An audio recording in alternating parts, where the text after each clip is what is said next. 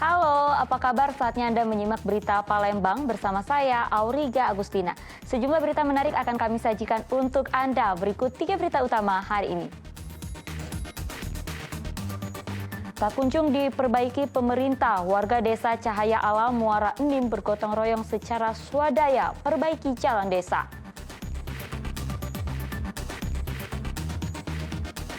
Ratusan calon PNS dan P3K Kabupaten Ogan Komering Ulu wajib suntik vaksin booster sebagai syarat dapatkan surat keputusan pengangkatan.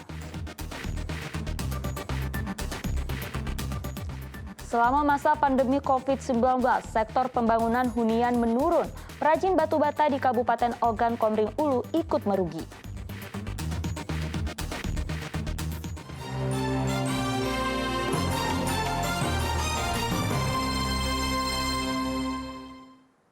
Ya, kita awali informasi pertama. Jalan utama sebagai lintas aktivitas pertanian warga sudah lama rusak.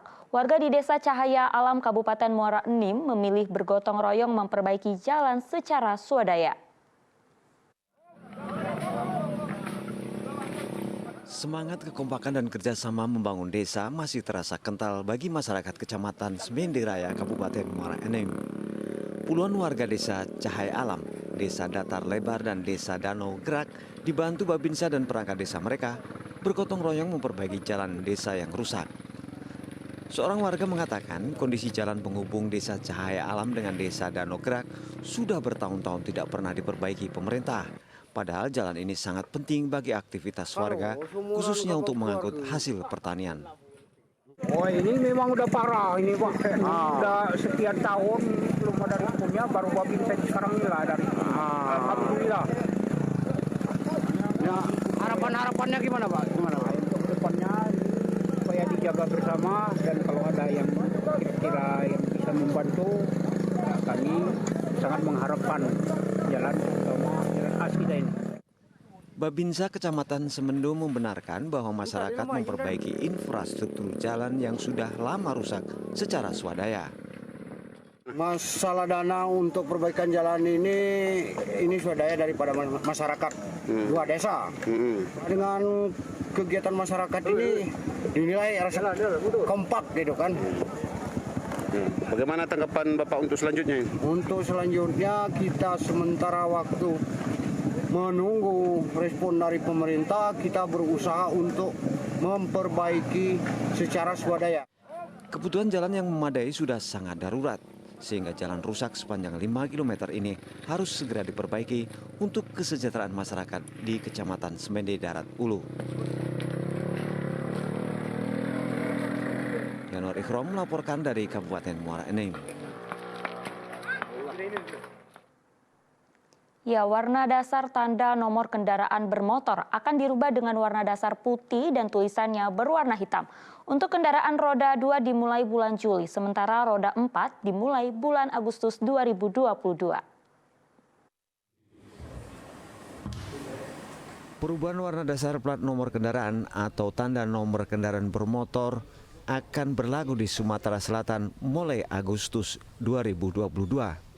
Perubahan warna TNKB khusus kendaraan bermotor roda 2 dan roda 3 milik perseorangan, Badan Hukum Perwakilan Negara Asing dan Badan Internasional. TNKB dasar putih dengan tulisan hitam ini bagi kendaraan baru dan kendaraan yang masa berlaku TNKB-nya sudah habis 5 tahunan, serta kendaraan mutasi masuk. Sedangkan perubahan warna TNKB untuk kendaraan bermotor roda 4 atau lebih baru diperlakukan pada bulan Agustus tahun 2022. Tujuan penggantian warna TNKB dari dasar hitam tulisan putih ini menjadi dasar putih tulisan hitam. Pertama adalah 1. Mengacu pada peraturan Kapolri nomor 7 tahun 2021 tentang registrasi dan identifikasi kendaraan bermotor. Tertuang pada pasal 45 ayat 1A yang berbunyi warna dasar TNKB untuk ranmor perseorangan. Ya, saya katakan lagi TNKB untuk ranmor kendaraan bermotor perseorangan, Badan Hukum Perwakilan Negara Asing dan Badan Internasional adalah berwarna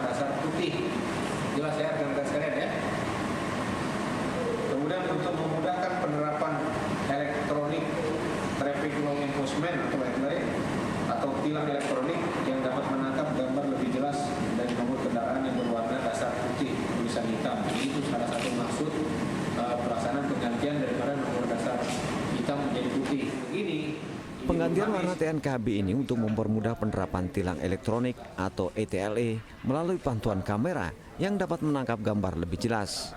Nomor kendaraan yang berwarna dasar putih, tulisan hitam.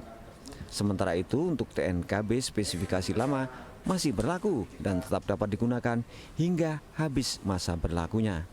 Bagi masyarakat yang ingin mengubah warna TNKB-nya bisa datang ke Direktorat Lalu Lintas Sumatera Selatan dengan membayar PNBP atau penerimaan negara bukan pajak. Yanur Ikram melaporkan dari Palembang. Ya, sebanyak 9 kantor kepolisian subsektor atau Pulsubsektor di wilayah hukum Polda Sumatera Selatan resmi dibuka pada Rabu pagi.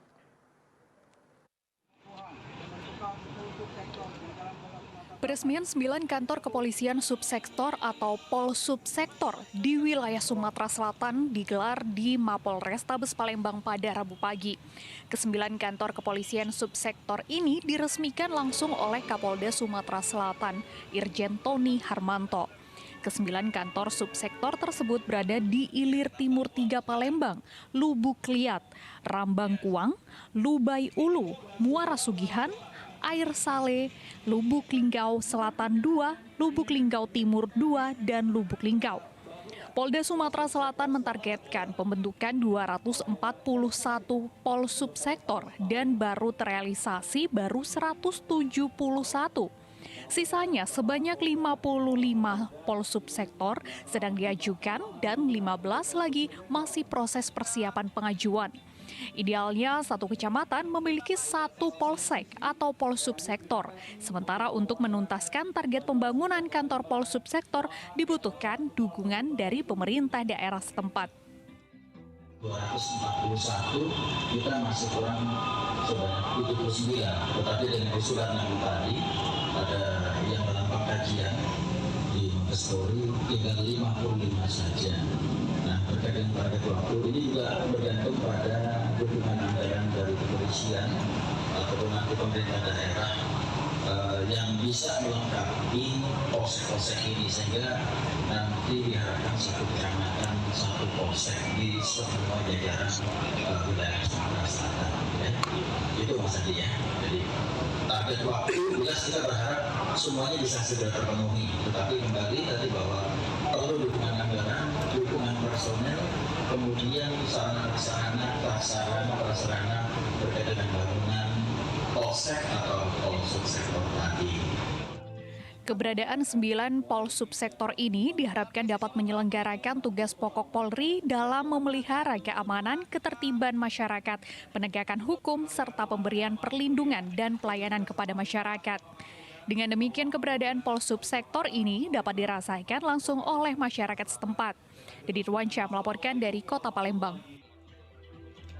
Hampir 1 tahun proses perekaman data KTP elektronik di Kabupaten Ogan Komering Ulu terhambat akibat kerusakan beberapa peralatan pendukungnya. Kendala teknis dalam perekaman KTP elektronik terjadi di Kabupaten Ogan Komering Ulu. Sejumlah alat perekam KTP elektronik milik Dinas Kependudukan dan Catatan Sipil tidak dapat difungsikan. Peralatan yang rusak diantaranya CPU komputer, kamera, dan pendeteksi iris mata.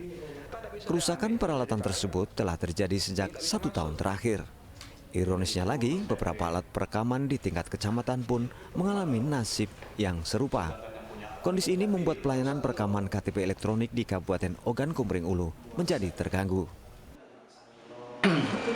Untuk menyikapi alat-alat perekaman yang rusak di kecamatan, kami di Dukcapil ini sudah berupaya dan menindaklanjuti. Ada beberapa upaya, yaitu yang pertama kami melakukan perekaman di Capil. Untuk penjemputan perekaman ke desa-desa ataupun ke sekolah-sekolah ini bukan menyikapi karena alatnya rusak dari alat-alat kita yang rusak, tapi ini sudah merupakan program dari Dukcapil OPU. Tujuannya untuk pencapaian cakupan untuk kepemilikan KTPL-nya. Kantor Dukcapil Kabupaten Ogan Komering Ulu telah melakukan permohonan penggantian, namun sampai saat ini belum terrealisasi. Semua proses perekaman KTP elektronik di Kabupaten Ogan Komering Ulu untuk sementara dialihkan ke Kecamatan Lengkiti dan Kecamatan Paninjauan yang alat perekamnya masih berfungsi. Didi Irwansyah melaporkan dari Kabupaten Ogan Komering Ulu.